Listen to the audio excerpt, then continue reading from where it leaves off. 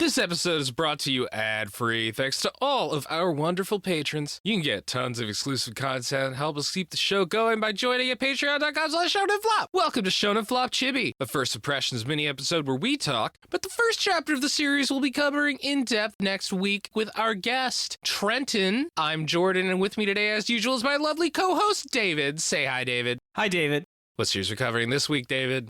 We are talking about Takama-ga-hara. Nope. No? It's Takama-ga-hara. Sure, I've heard it both ways.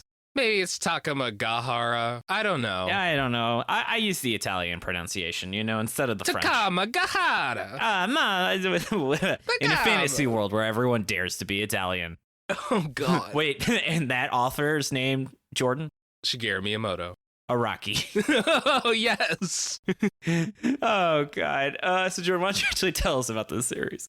All right, so this is Takama-ga-hara by Kawai Juuzou. So he sounds pretty cute, David. He was like, Kawai, This ran from July 9th, 2012 to November 5th, 2012. I think shortly before the end of the Earth. I can't believe we've been living in a simulation ever since. I mean, it kind of feels like that, honestly. But this went for 17 chapters and 2 volumes. Yes, it did.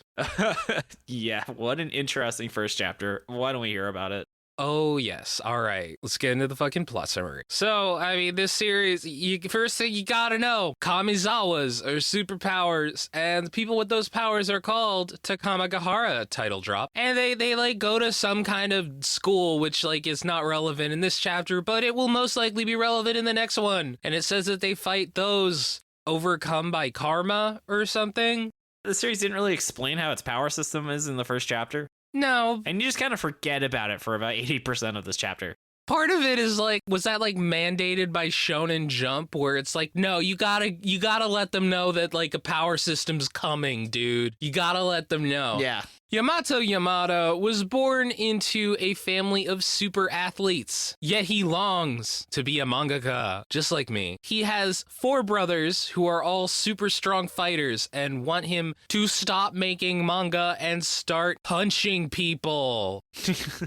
Everyone at school wants him to do sports because of his family, but he really just wants to be a fucking nerd and probably wants to listen to podcasts about manga as well. He makes people read his manga, but David, it's so fucking bad that they almost die.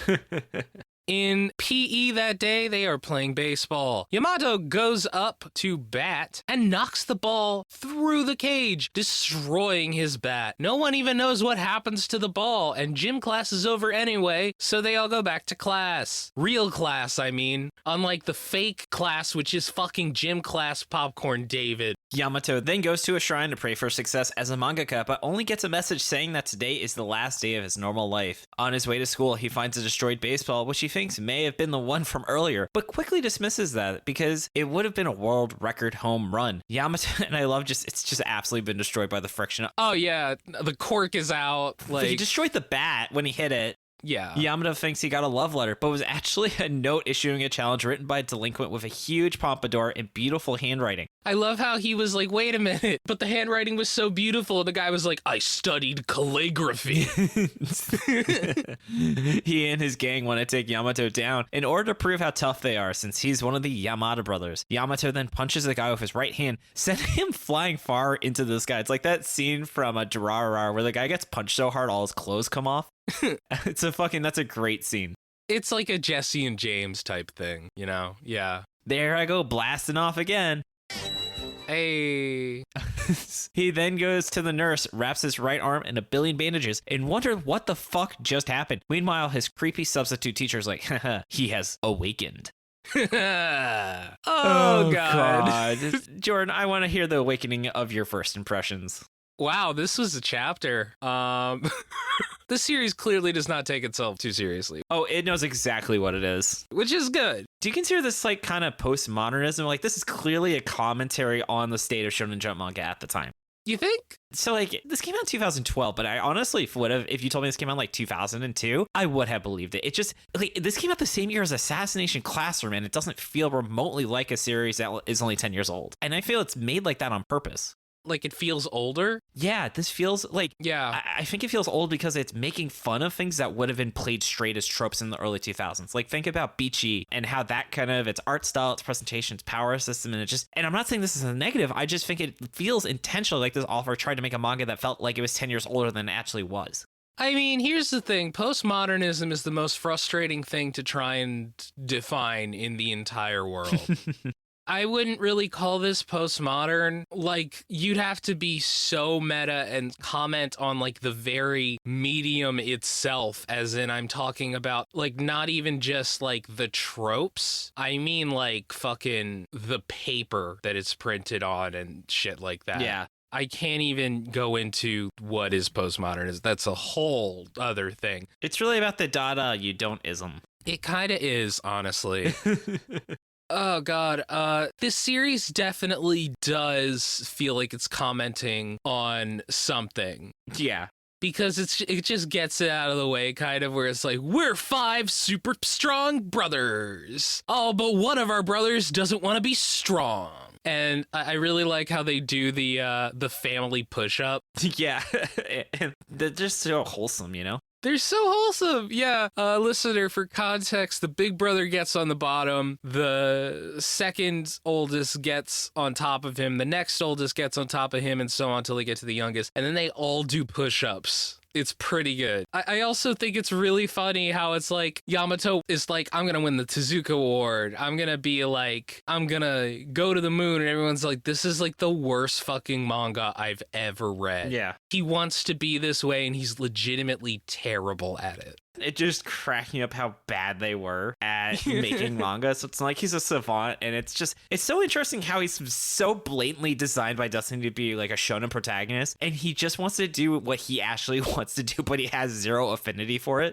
Yeah, and he is like single-minded about it too. Yeah. He does not want to be this person that his family and friends think that he should be, and are probably like right about it, because he's fucking terrible at what he wants to do. Yeah, it just cracks me up. Yeah, it's really good. Poor guy. Oh, the poorest guy. I also can't believe this got an official translation. This just doesn't feel like something Viz would have had someone go back and translate. I'd be curious. I want to hear from Max how this got an official translation, because this is just straight on the Viz site. This is an official ass manga. Yeah. Like as opposed to the fake manga that is unofficial. Like, what the fuck did I mean by that? What if for the cover it's him training? I'm just thinking, what if it's like Mob Psycho, but his family is the Body Improvement Club? Oh, God. Because that's literally what his brothers are, is the Body Improvement Club. You're not wrong. Well, that's another one to toss in. We were also deciding maybe doing a Scott Pilgrim parody, but I don't know. Jordan's thinking about it, so we'll see it could be none of these. I'm thinking about it, you know? This also, this is like in my headcanon, this is in the same universe as Cromartie High School. It just has the exact same energy where weird shit is going on and no one seems to really care. Yeah, no, Cromartie High School's fucking amazing, and it's not super off. I wouldn't describe it as exactly the same. I feel like Cromartie is like so fucking out there and so ridiculous. Like Cromartie is closer to postmodern than this series, I think. Yeah. But I see where you go with that. Like, the high schoolers don't really feel like real characters. They are very much like stand-ins, like for like stereotypes, kind of, because the author's just kind of like, don't worry about it. They're not something you should really be thinking about. Don't worry about it. Also, speaking of stand-ins, this dude is like his own stand. Yeah, he's got Hermit Purple. Well, he does a stand rush. He does? On the bully dude, yeah, doesn't he? I thought he just punches him once. Oh, maybe he was one of his other brothers. There's a lot of punching in this chapter. No, his older brother goes fucking nuts on a punching bag. Oh, okay, that was what it was. Yeah. My apologies. I also love how, like, the youngest brother is like, I took down a bully and became the king of the elementary school at 3rd grade. And he's just, like, tiny compared to all the other brothers. It's pretty good. We stand our short kings, Jordan. You know that. Yeah, or it's like his older brother's like, how did Yamato turn out like this? As a baby, instead of a crib, I just made a pile of Shonen Jumps and rested him on that. And then I read Shonen Jump to him. How did he turn out this way? Exactly. I'm in disbelief. I really like this chapter. I was like, are we gonna? This could be the first time we have 2 non-flops in a row. I don't know. We'll see. It's short as well, so it doesn't seem like it has time to shit itself. But hopefully, this isn't a first chapter wonder. Where I guess it's a good migration into it. Is I would very much read another 10 chapters of this. How about you, Jordan? I would too. I would. God, this is just a fun chapter. And then Jordan, and then what do you think will happen next? I think Yamato will have to show off his powers to the headmaster of that school that was mentioned in like the first page. He'll have to do this in a fight before he's let into the school. I think the manga will become a series about high school students fighting monsters who were consumed by karma or something, or whatever they said. And I think that Yamato has one of those glass cannon powers where he can only use it once and then his arm gets all fucked up for a while, kind of like Deku. How about you? I think those are good guesses. I'll be honest, Jordan, not to be political, but I think your guesses were better than mine. Thank you. All right. Mine is, I think Yamato will realize the stronger he gets, the better he gets at manga. So he has to embrace becoming more powerful to actually make manga that's not terrible. I like that. Because he keeps talking about how making manga seems to make his hands stronger. I think he will have a female crush where it'll be like that scene where she actually thinks this manga is good. And like that kicks it all off. And I think there will be a scene where he's fighting like a bad guy and he can't quite do it. And his brothers who don't have power step in and help him. It's like that scene where it's like they all grab him by the legs and the monster couldn't, but it's just enough to let him beat the bad guy, you know? Yeah. Yeah, because his brothers are fucking family push-up time. I love his brothers. They're so good. Oh, man. And then I love hearing power words. Jordan, so what was yours?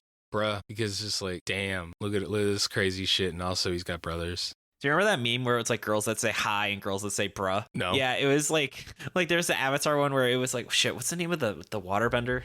Katara? Yeah, and Katara was girls that say hi and Azula was girls that say bruh.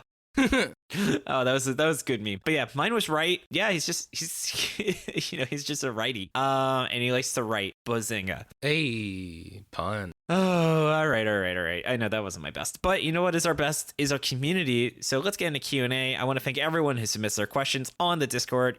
Thank you so much. You can find a link to it in the show notes or on our site, shonenflop.com. Starting with a spooky skelly. What is your favorite cliche? Why? And what story uses it the best?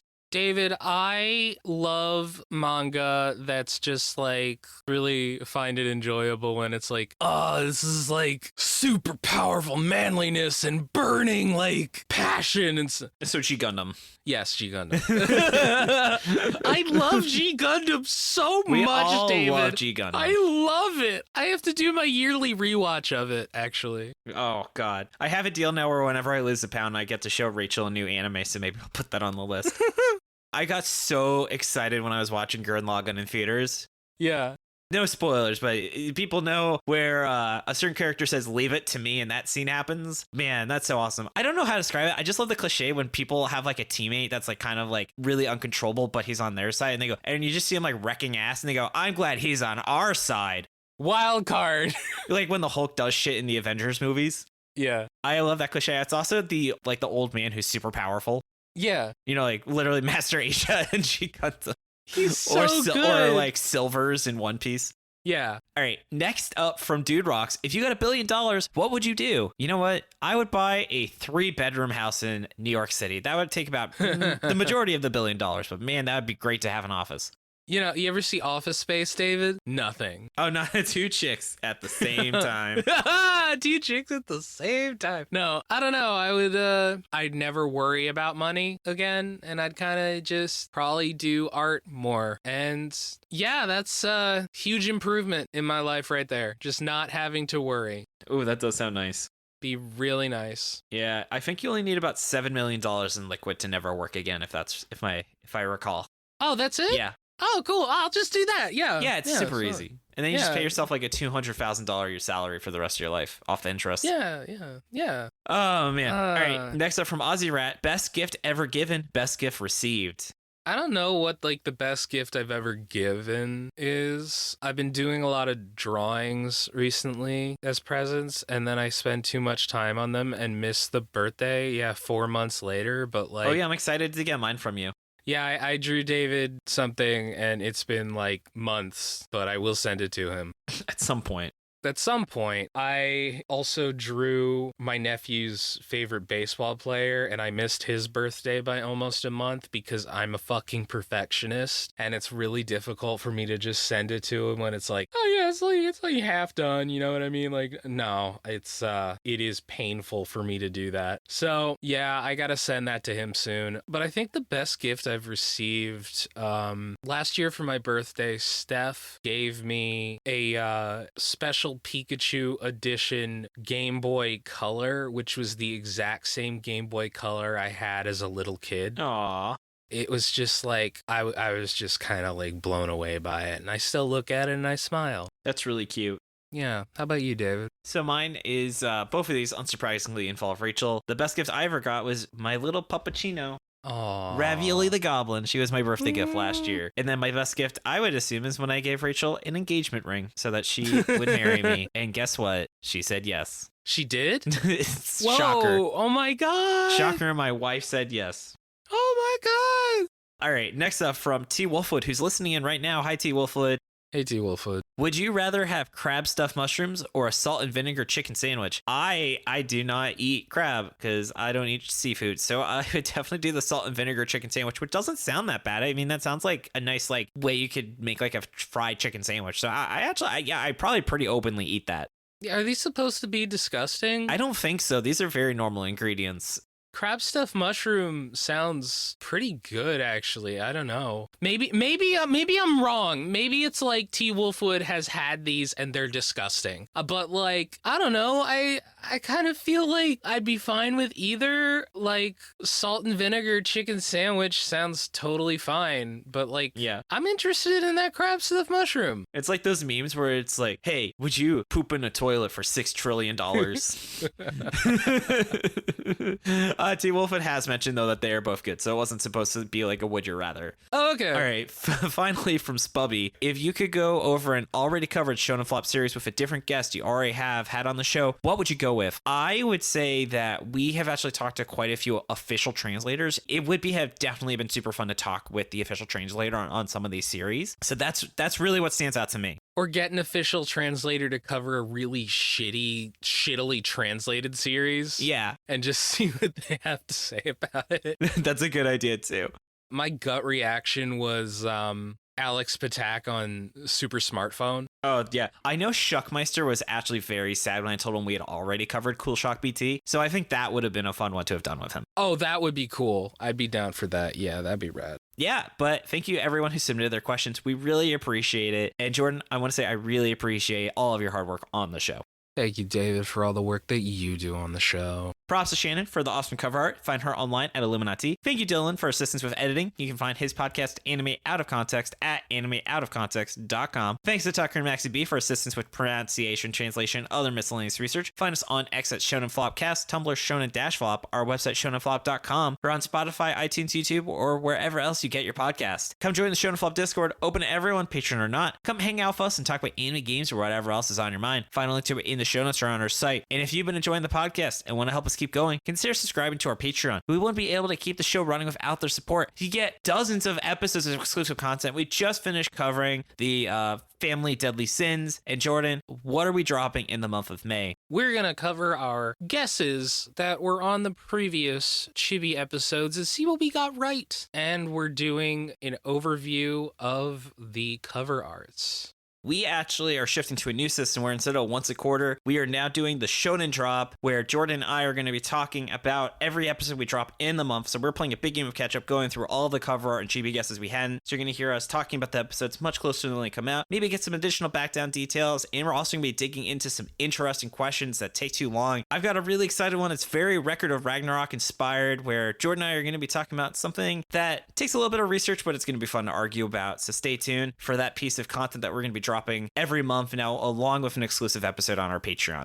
Oh, yes. It's going to be fun, David. You could even be listening to these recordings live or listening to warm-up audio. Find it at patreon.com/shonenflop. And I want to read off our wonderful patrons. Starting with our dolphin dads, we have Glornak, and I really need subtitles. Half the time I can't even understand WTF I'm saying. And Rachel, who, as we said, gave me the best gift ever, which was my little goblin dog, Ravioli, which is our next tier, the Ravioli tier, where you get exclusive pictures of my goblin dog. She was at a dog birthday party yesterday. She had so much fun, she literally passed out the rest of the day. And as a reminder, as a member of the Ravioli tier and above, you actually get, I will send you Ravioli Magic the Gathering tokens that I have made featuring pictures of the goblin dog. We have Chris, Eva, Lady T, Matt T, and Trevor Schechner. Moving on down to the King of the Forest, we have 090Z, Bandit Stoof, My girlfriend. Chad Mason, Jacob Andrew Galloway, Justin Hefner, Kirbymon, Marty, Max Baker, Riley, Sarah Hydra, Sean, what does that...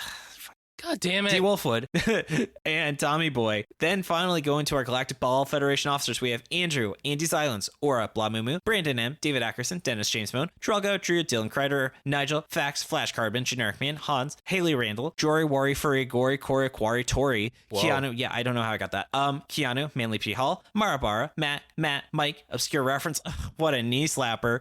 I think, did I tell this one about the really obscure reference I made that my friend got that really excited me? Yes. Yeah. So just remember, you don't recognize the bodies in the water. Don't recognize the bodies in the water. It's yeah. a good reference. I was just so caught off guard. He got that.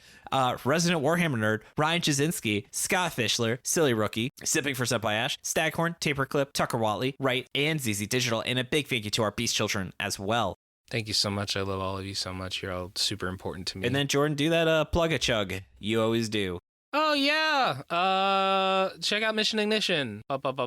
Very good. All right. Well, thank you so much for listening. Tune in next Monday as we give our full thoughts on Takama-ga-hara with Trenton. New Jersey. Yes, there you go. Right? Yeah. Yeah. Anyway, David Say It. Oh wait, no. This has been Jordan. This has been David. And you've been listening to Shonen Flop. David Say It. Keep on floppers. Bye. Bye.